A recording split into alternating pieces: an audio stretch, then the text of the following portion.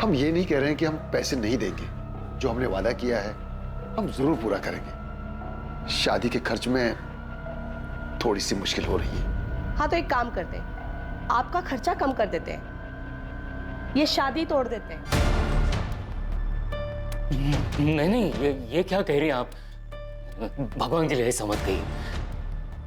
आप जैसा कहेंगे वैसा ही होगा, लेकिन ये शादी मत तोड़िए। आखिर में मेरे पापा और चाचा ने पुश्तैनी जमीन का हिस्सा बेचकर दहेज के पैसे चुकाए। धीरे धीरे सच सामने आ रहा था, लेकिन अब भी असली अपराधी को पकड़ना मुश्किल साबित हो रहा था। कौन था असली कातिल और क्या था इन हत्याओं के पीछे का सच? मैंने कुंदन को कहा था कि उन्हें मना कर दे।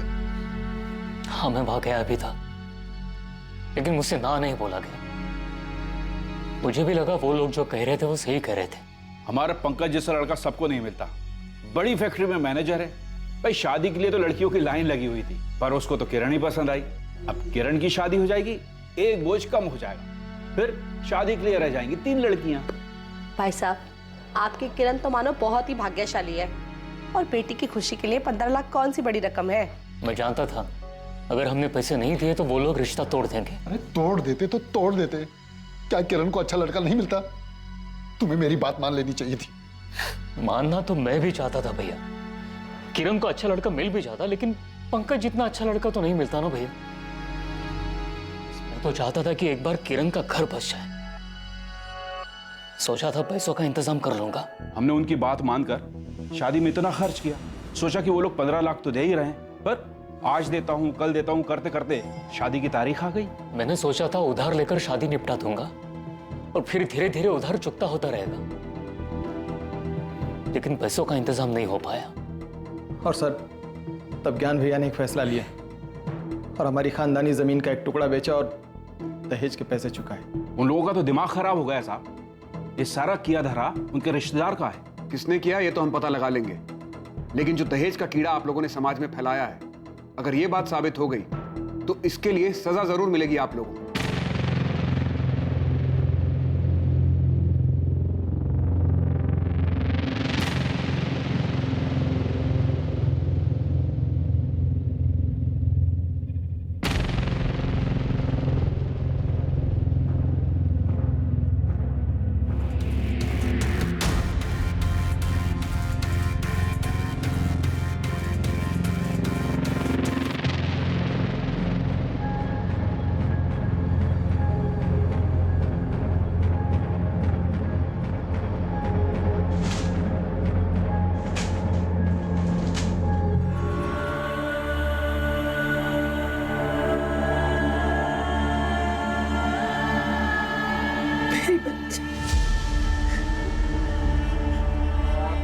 ऐसे कैसे उन लोगों ने दुश्मनी निकाली? सुमन ठीक हो जाएगी, भगवान पर भरोसा रखो।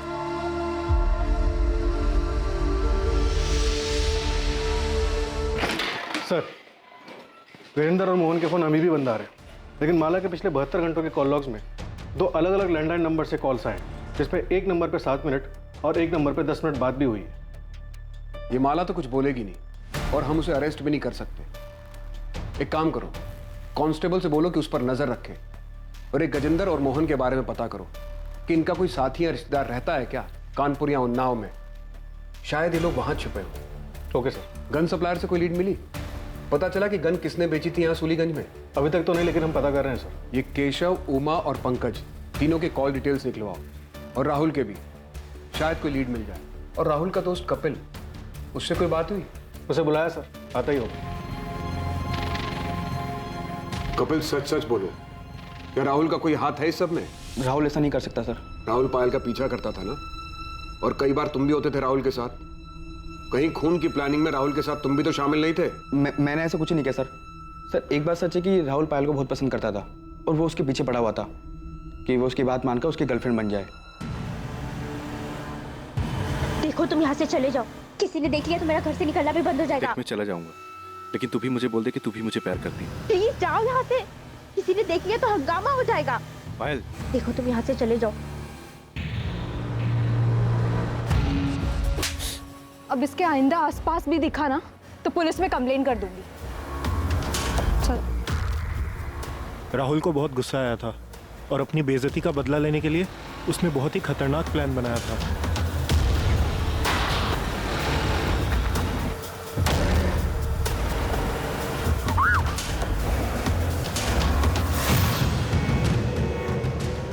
अभी ना सिर्फ पानी फेंका है, अगली बार सच में से फेंकूंगा। प्यार करता हूं तुझसे, समझ नहीं आता तुझे? दिमाग खराब हो गया तुम लोगों का? सिर्फ इसलिए कि एक लड़की ने मना कर दिया तुम एसिड फेंकने चले गए? सर वो पानी तो था सर। पानी तो था, लेकिन एक लड़की को डराने के लिए काफी था कि अगर वो उसकी बात नहीं मानेगी तो उसके ऊपर एसिड भी फेंका जा सकता है। कभी सोचा क्या गुजरती होगी उन लड़कियों पर? बस चल पड़े दोस्ती निभाने के लिए। ये नहीं सोचा कि किस ट्रॉमा से गुजरेगी वो लड़की। और क्या हुआ था? बस सर, और कुछ ही नहीं सर। कपिल, मैं तुम्हें पायल को हैरेस करने के जुर्म में लॉकअप में डाल सकता हूँ, तो सच सच बोल दो। सर वो उस रात राहुल पायल के घर जाने वाला था सर। तो सच में पायल के घर जा रहा है? हाँ, मैंने सुना है कि प्रकाश उस टैक्सी वालों को बोल रहा था कि आज पूरा परिवार शादी में जा रहा है। आज सही मौका है। लेकिन उसने तो तुझे ना कहा था। तो जब मुझे वहां देखेगी ना कि उसके 100 बार मना करने के बाद भी मैं उससे मिलने आया, तो वो समझ जाएगी कि मैं उससे सच्चा प्यार करता हूँ। लेकिन उसने फिर से मना किया तो मैं उसे समझा दूंगा कि प्यार जब जुनून बन जाए तो क्या होता है, उसे हाँ करना ही होगा। तो पायल का पीछा करता था, उसके मना करने के बाद भी तू उसके पीछे पड़ा रहा, यहां तक कि प्रकाश और सुमन के डांटने के बाद भी तू अपनी हरकतों से बाज नहीं आया। तूने उसके ऊपर पानी फेंक कर उसे धमकी दी कि अगर उसने हाँ नहीं किया तो तू उसके ऊपर एसिड फेंक देगा। नहीं सर, मैं पसंद करता था उसे, प्यार करता था उससे, और सुमंदी ने जब मुझे मारा तो मुझे बहुत बुरा लगा था, इसीलिए मैंने पायल को धमकी दी थी। जिस दिन पायल का मर्डर हुआ तो उसके घर गया था ना, तो क्या हुआ था वहां? तू वहां पहुंचा, पायल को प्रपोज किया, पायल ने फिर मना किया, तुझे गुस्सा आ गया। इतनी बेइज्जती और इनकार के बाद तूने पहले तीनों बहनों के खाने में नशे की दवा मिलाई और फिर आधी रात को वापस आकर उन्हें मार दिया। ऐसा कुछ नहीं हुआ था, मैं तो वहां गया भी नहीं था। राहुल झूठ मत बोल। सर मैं सच कह रहा हूं, मैंने वहां जाने का सोचा था, लेकिन पापा घर में थे इसलिए मैं घर से बाहर निकल नहीं पाया। सर आप चाहे तो मेरे घर वालों से पूछ सकते हैं। सर मैंने राहुल के पेरेंट्स से बात की, उनका कहना है कि राहुल उस रात घर पे था। माँ बाप हैं, अपने बेटे को बचाने के लिए सच झूठ कुछ भी बोलेंगे। कॉल रिकॉर्ड्स आ जाएं एक बार राहुल के, पता चल जाएगा कौन कितना सच बोल रहा है। तुमने सुमन के परिवार के बारे में पता किया? उस रात वो बालीपुर में कहाँ थे? हाँ सर, अपने रिश्तेदार के घर में रुके थे। सुनीता और गंगा रिश्तेदार के घर में, ज्ञान और सुमित पड़ोसियों के यहाँ, और प्रकाश और कुंदन खलियान में। सर आपको वाकई में इस राहुल पर शक है? अक्सर इस उम्र के लड़के प्यार और ऑब्सेशन के नाम पर सही और गलत में फर्क नहीं कर पाते। पायल का इनकार राहुल बर्दाश्त नहीं कर पाया होगा और बदले में उसने पायल को मार दिया होगा। राहुल को सुमन पर गुस्सा तो था ही, क्योंकि सुमन ने उसे थप्पड़ जो मारा था, और वो काजल, वो कोलेट्रल डैमेज होगी। पूरे चांसेस हैं कि राहुल ने किया है, लेकिन अभी श्योरिटी के साथ कुछ नहीं कह सकते। हेलो, ठीक है हम अभी आ रहे हैं। सुमित का फोन है, सुमन को होश आ गया, चलो।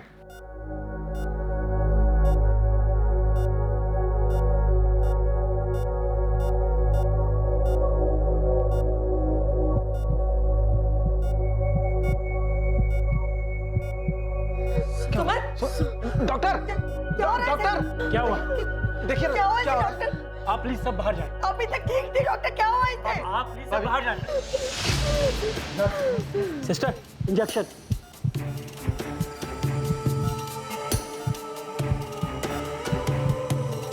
सुमन को होश आ गया फिर ये सब? हाँ भैया होश आ गया था, फिर पता नहीं क्या हुआ, डॉक्टर ने हम लोग को बाहर निकाल दिया। और सर पता नहीं सुमन को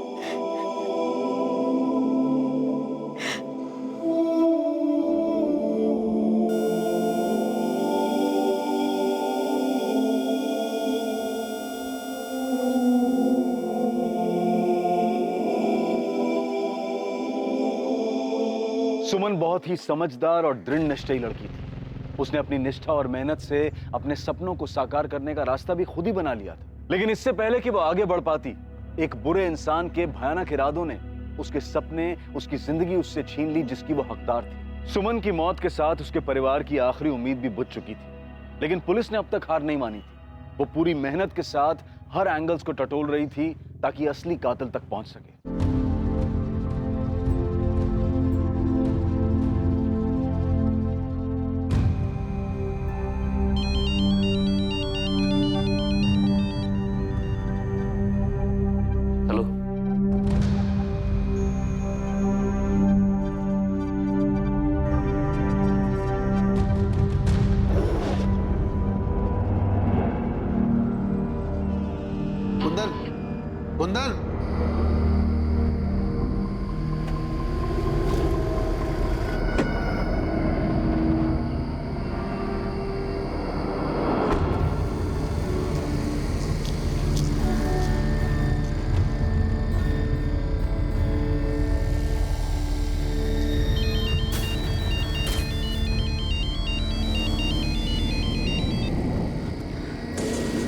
भैया।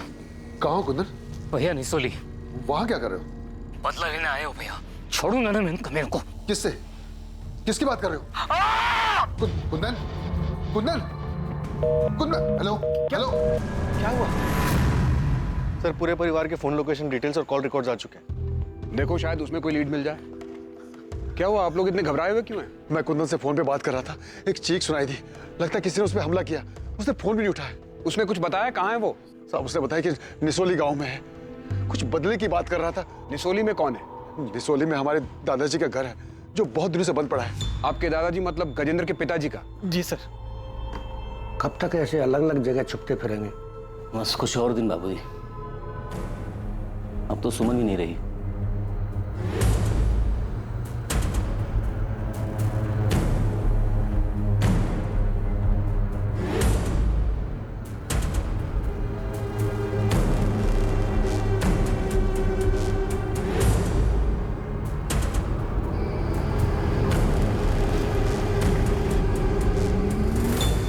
साहब ये घर है साहब। आओ।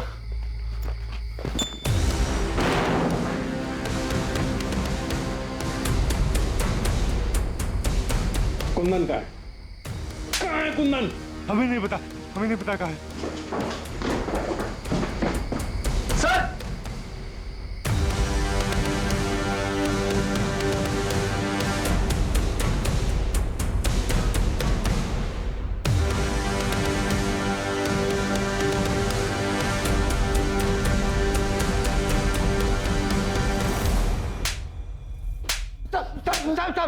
अरे हमने कुछ नहीं किया साहब, कुछ नहीं किया। कुछ नहीं किया तो छुपे हुए क्यों थे? डर गए थे। हमको लगा कि वो सारा इल्जाम वो लोग हम पर डाल देंगे, तो इसलिए साहब हमारा यकीन कीजिए हमने कुछ नहीं किया। अरे हमको तो ये भी नहीं मालूम था कि वो अंदर पड़ा हुआ है। हम तुम लोग किसी भी हद तक जा सकते हो।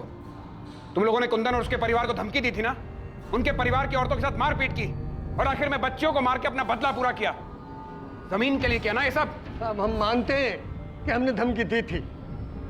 सुनीता और गंगा के साथ हाथापाई भी हुई थी, लेकिन हमने कत्ल वाले दिन नहीं, उसे 4 दिन पहले धमकी दी थी। साहब हमने बच्चियों को नहीं मारा है। अगर मारना होता तो हम उस प्रकाश को मारते, बच्चियों को नहीं। अब चाहे तो जांच कर सकते हैं। उस रात हम उस घर के आसपास भी नहीं गए थे साहब। सर आपसे एक बात। ये बाप बेटा तो एक ही रट लगाए हुए कि इन्होंने नहीं मारा। मुझे भी लगता है कि दोनों सच बोल रहे हैं। तुम बताओ क्या बात करनी थी? सर ये देखिए,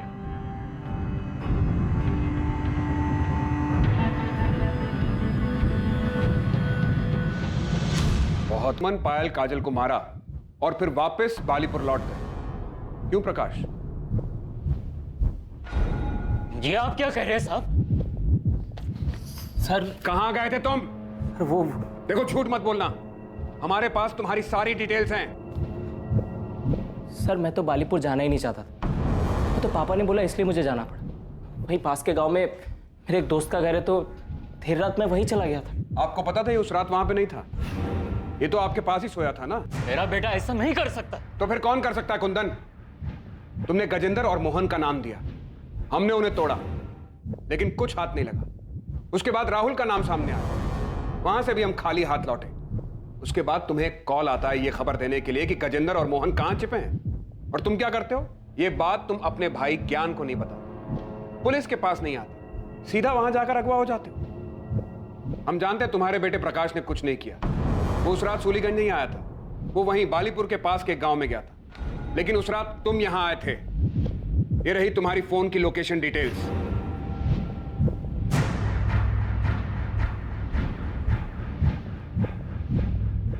अब तुम बताओगे कि तुमने मारा और क्यों मारा, या फिर तुम्हारे बेटे प्रकाश को डालें जेल में? हाँ मैंने ही मारा है सुमन, काजल और पायल को। प्रकाश ने कुछ नहीं किया है, मैंने ही किया है सब कुछ।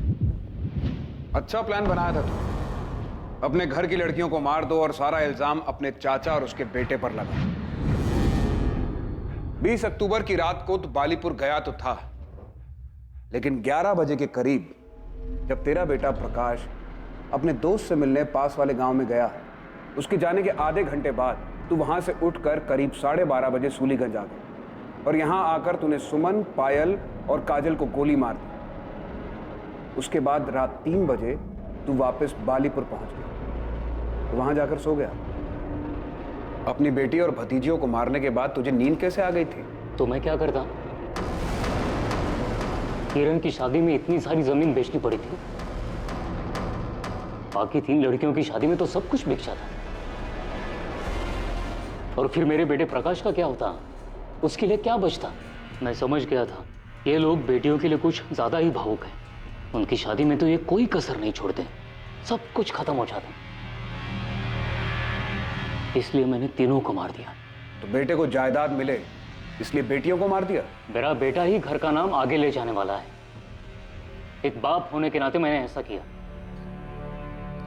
मैंने ही सबको कहा कि कहीं दूर जाकर छुप जाते हैं, और जाने से पहले मैंने ही सुमन, काजल और पायल के खाने में नशे की दवा मिला दी थी। प्रकाश गया तो मैं भी निकल गया और सूलीगंज आ गया।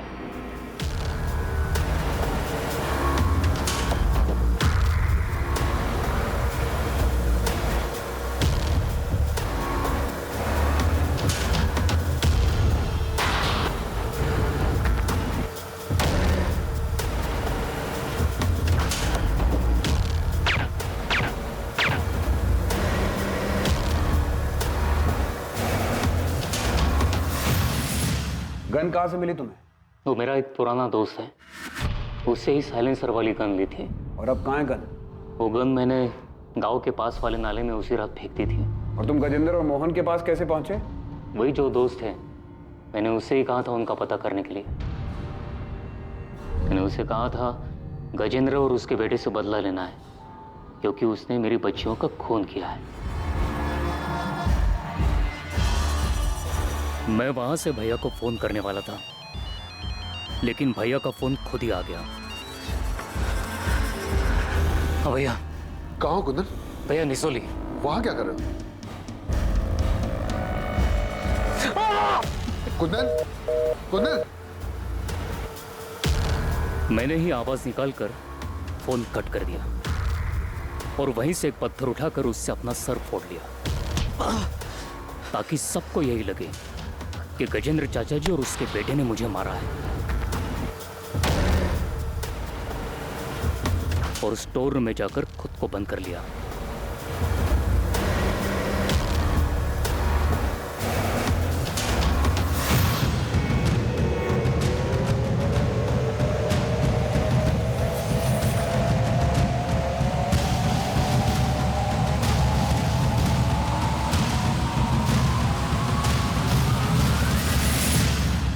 सुमन को इतनी बड़ी जॉब मिली थी, वो सिर्फ तुम्हारा ही नहीं, तुम्हारे पूरे परिवार का नसीब बदलने वाली थी, और बदले में उसके अपने पिता ने उसकी जान ले ली।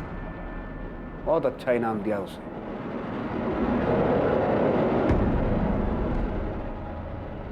एक पिता ने अपनी ही बेटी की जान ले ली सिर्फ इसलिए क्योंकि वो अपनी जायदाद, उसकी शादी और दहेज पर खर्च नहीं करना चाहता था। उसे सब कुछ अपने बेटे के लिए बचाना था। यह बहुत ही ताज्जुब की बात है, सुनकर विश्वास नहीं होता है, लेकिन दुर्भाग्यवश ये सच है। आज भी देश के कई हिस्सों में लड़के और लड़कियों के बीच में भारी मात्रा में पक्षपात करना बहुत ही साधारण सी बात है, क्योंकि सदियों से ये रूढ़िवादी मानसिकता उनके दिमाग में घर कराई जा चुकी है। दहेज मांगना ना सिर्फ गलत है बल्कि कानूनन जुर्म भी है, लेकिन दहेज देना क्या वो गलत नहीं? अपनी बेटी को एक ऐसे परिवार में भेजना जो उसे घर ले आने के लिए पैसों की मांग करे, क्या ये बात गलत नहीं? समाज की प्रगति के लिए ये सवाल करना बहुत जरूरी है। ये समझना बहुत जरूरी है कि लड़की के दहेज पर नहीं बल्कि उसकी पढ़ाई पर खर्च किया जाए, उसे जिंदगी में आगे बढ़ने का मौका दिया जाए। ऐसा करने से ना सिर्फ लड़कियां सशक्त होंगी बल्कि बड़े होकर अपने परिवार का ख्याल भी रख पाएंगी। मुद्दा ये नहीं है कि लड़के लड़कियों से बेहतर हैं या फिर लड़कियां लड़कों से। मुद्दा सिर्फ दोनों के बीच में पक्षपात को रोकने का है, दोनों को समान अवसर देने का है। क्राइम और आपके बीच में सिर्फ इतना फर्क है कि आप कितने सतर्क हैं। सतर्क रहें, सुरक्षित रहें। जय हिंद।